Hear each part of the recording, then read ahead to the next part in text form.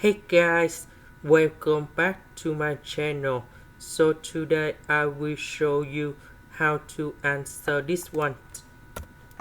So we can apply the quotient rule of the derivative. So we have y equals to 8 over b. So we can apply the formula in here. So for this one, we have like this.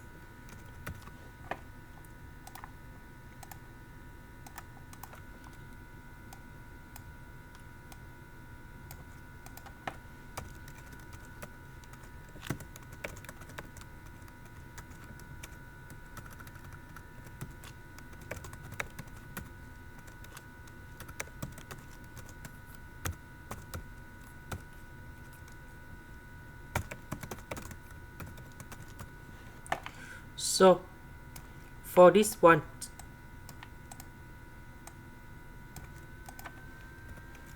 we need to do first the derivative of x to the power of 3, that is about 3x squared. Number 8, that is about the constant. So you got number 0. This one we can do similar, and we have 2x.